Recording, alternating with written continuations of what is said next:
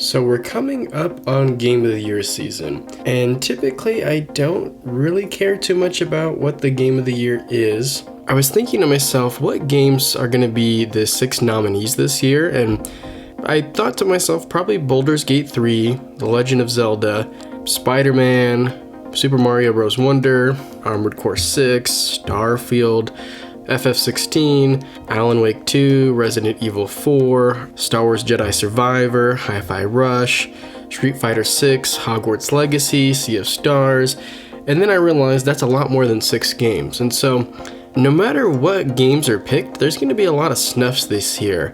And so I thought it'd be kind of fun to make a video about what games do I think are going to be nominated and what games do I think are going to win the 2023 Game of the Year awards. I'm not going into every single category. Some of these I'm not familiar with at all or don't really have a strong opinion, but I'm going to be going through the majority of categories that are typically there. I'd love to hear your thoughts in the comments. Do you think I'm wrong with any of these? I'm excited to see what the nominations are going to be. The first category I have here is the best adaptation. So we have Gran Turismo, Castlevania, The Last of Us TV show, Super Mario Bros. The movie, Onimusha. And between all of those, I think the only 2 that have a viable chance of winning is the Super Mario Bros. Movie and The Last of Us Season 1. If I had to guess, I'm thinking Last of Us Season 1 will take this category. Next is the most anticipated game of 2024. So at first I didn't really think there was a whole lot to this category, but the more I thought about it, there's quite a bit of games to look forward to. I was able to narrow it down to Final Fantasy VII Rebirth, Death Stranding 2, Rise of the Ronin, Tekken 8, Star Wars Outlaw. Now, it's possible Rise of the Ronin could be swapped out for Black Myth Wukong, but if I had to guess, I'm going to say Rise of the Ronin will be on this list.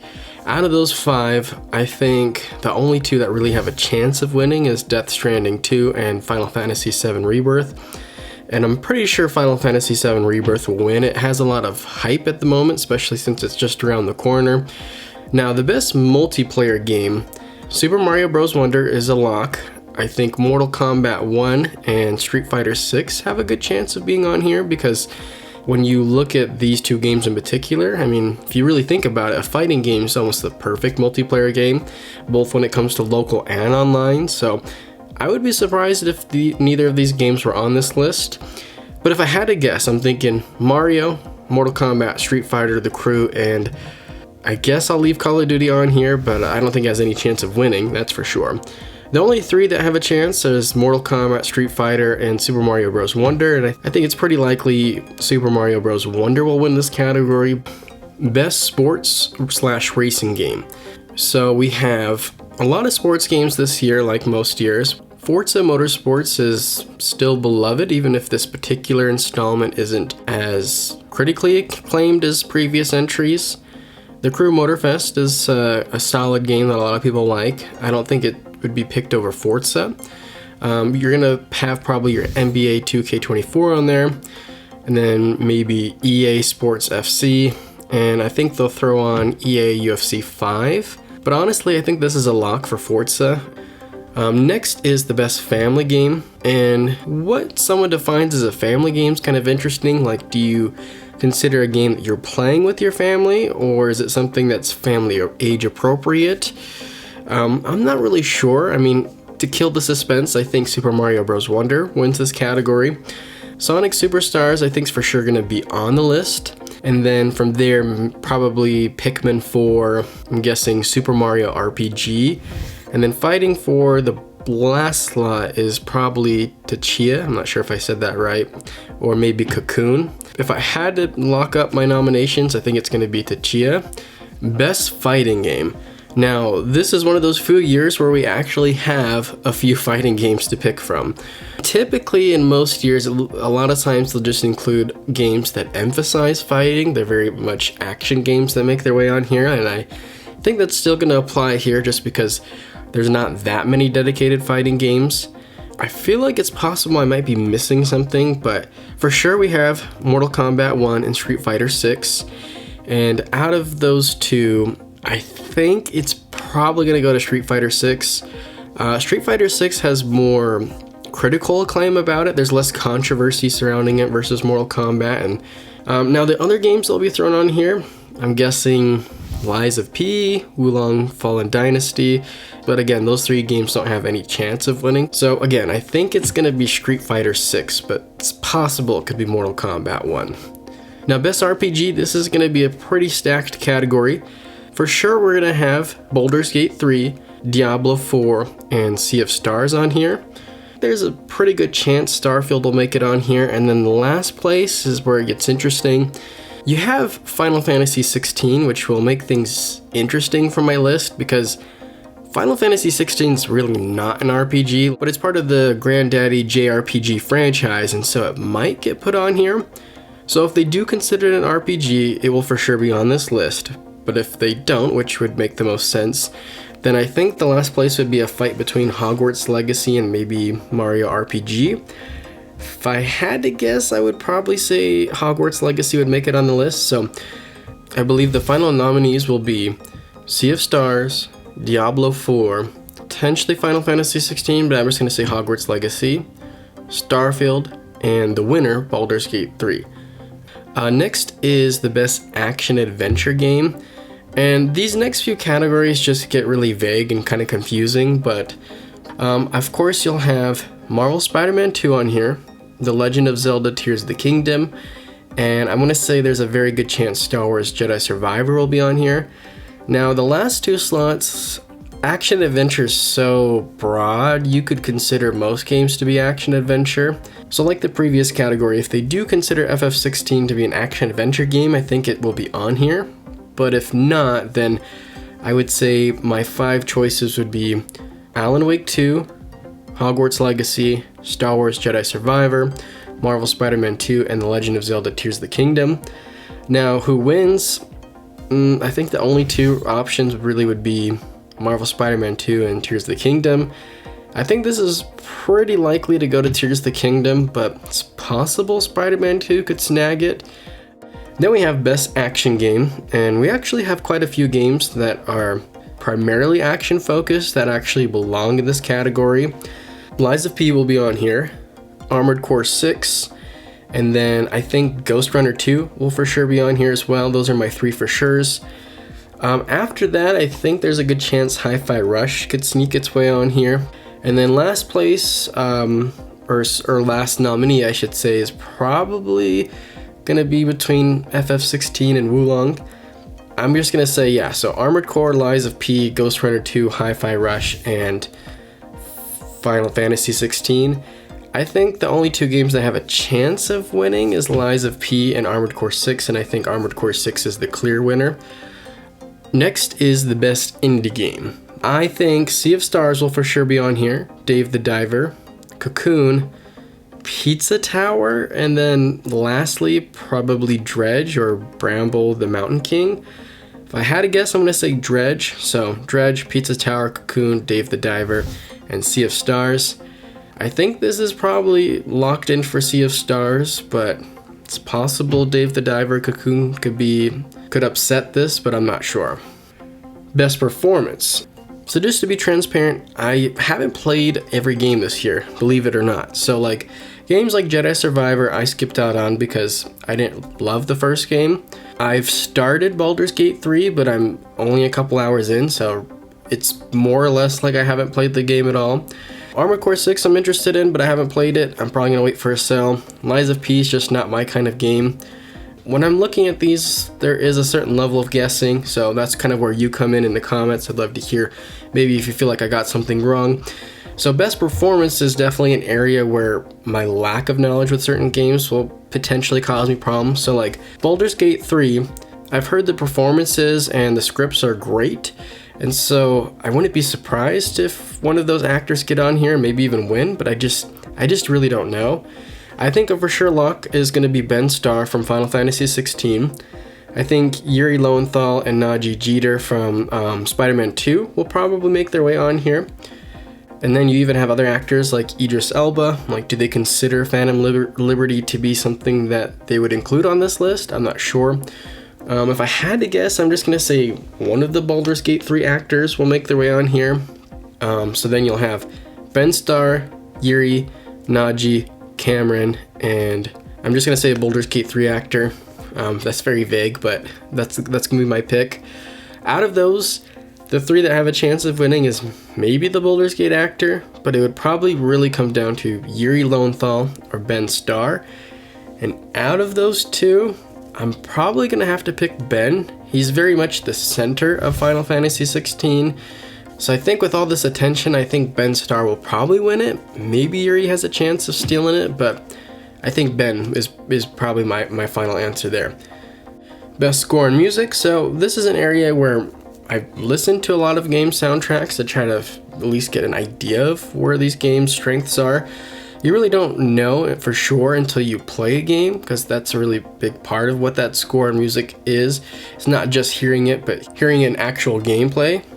Final Fantasy 16, I want to say, is a lock. For sure will be on here. Baldur's Gate 3 has a really good chance, so does Marvel Spider-Man 2. Those are my 3 that I'm confident that will be on this list. Hi-Fi Rush, I think, has a pretty solid chance of making its way on here, and then I think fighting for the last nomination would probably be Tears of the Kingdom, Jedi Survivor, and Hogwarts Legacy. Pretty sure they'll give it to Tears of the Kingdom, so my final 5 would be Tears of the Kingdom, Hi-Fi Rush, Marvel Spider-Man 2, Baldur's Gate 3, and Final Fantasy 16. I think those top 3 have the best chance of winning, with my pick being Final Fantasy 16, with Baldur's Gate 3 being close second. Now, the hardest category on here is the best art direction. I don't even know what that means. It just says, hey, what game do you like looking at, essentially. Like, I looked at previous winners, and it always tends to be a mix of games that go with hyperrealism and games that go with a very stylized look. I mean, you could easily have a game like Forza Motorsport on here with its realism. Hi-Fi Rush is super stylized. Mario Wonder looks great, it's Mario. RE4 looks really good. Marvel Spider-Man 2 is really impressive. Like, then there's FF16, which has great art direction. Very unconfidently, I'm gonna say the 5 nominees will be Super Mario Bros. Wonder, Resident Evil 4 Remake, Marvel Spider-Man 2, FF16, and Hi-Fi Rush. Easily, Tears of the Kingdom could be on here, but I think Super Mario Bros. Wonder will slide its way in because Tears of the Kingdom's a sequel. Out of all those options, I'm gonna guess Resident Evil 4 Remake will win this category, but again, I'm not confident at all. Then we have Best Narrative. Again, this is another tricky category.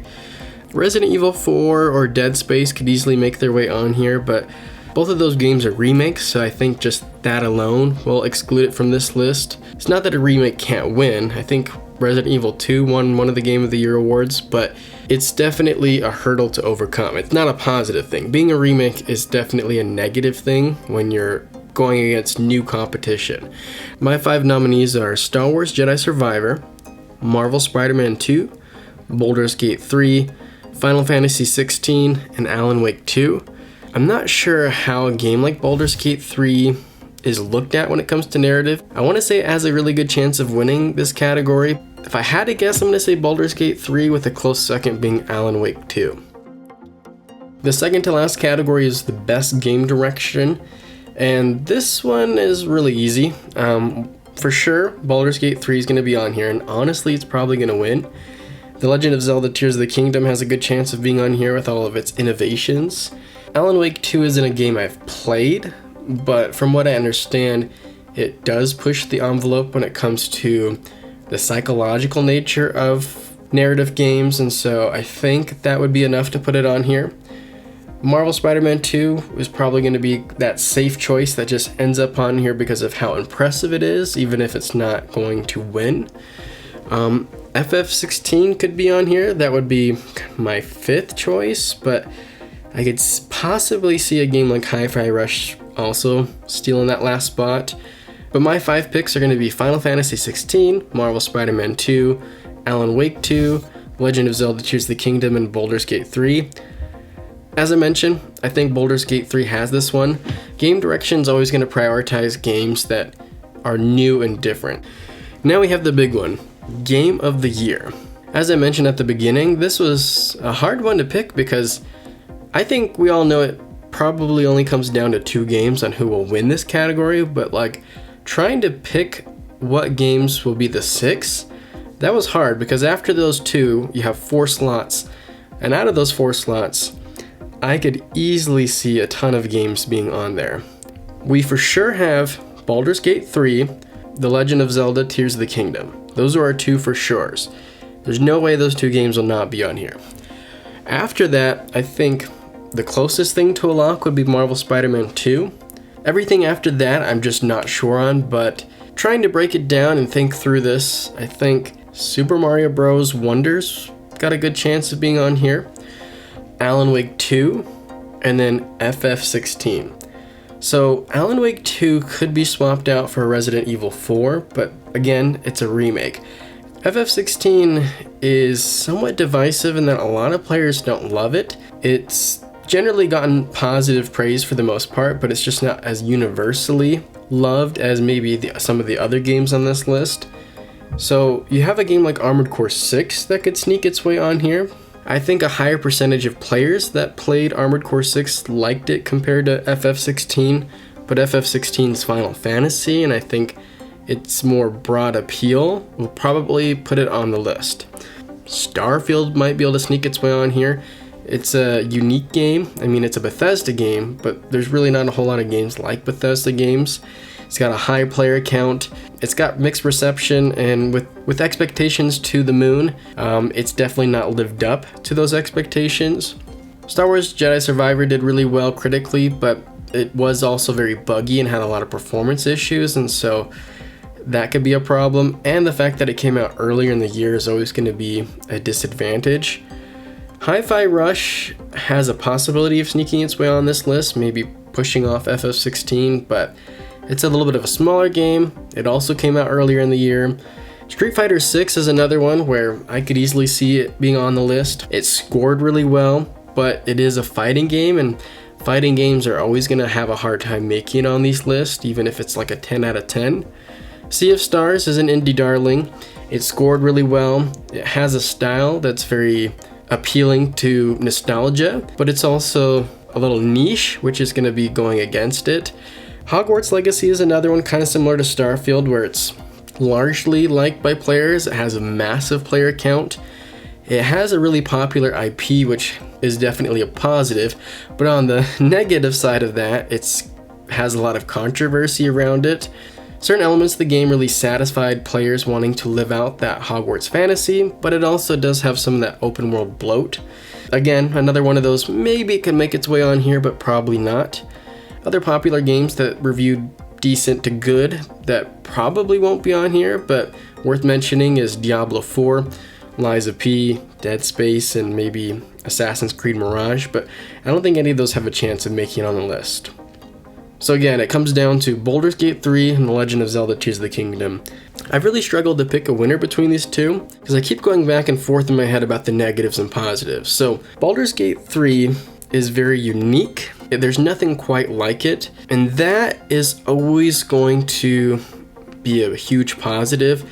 Like if you look at previous Game of the Year winners, being unique and being different is a massive, massive plus. So when you look at the history of Game of the Year winners, Baldur's Gate 3 fits in with that kind of mold. Going against it is a bit more niche. It's not as broad appeal as some of the other games on here.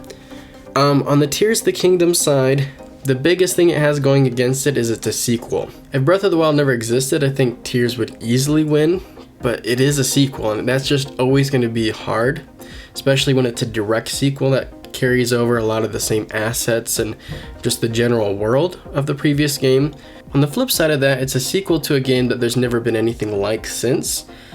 Outside of Breath of the Wild, nothing is like Tears of the Kingdom, so I think that alleviates some of the negativity around it being a sequel. It also is a Zelda game, and that is going to be plus points. It does bring in a lot of new mechanics that are unique, so that is going for it as well. I'm leaning Baldur's Gate 3, but then I still go back to the fact that between the two, Tears of the Kingdom is a much more approachable and broad appeal type of game. So I'm like 51-49. I'm gonna guess Baldur's Gate 3 will win. Let me know what your thoughts are. I want to hear, who do you think will even be the nominations this year, and then who do you think will win? as usual, appreciate you for taking the time to watch, and until next time, see ya.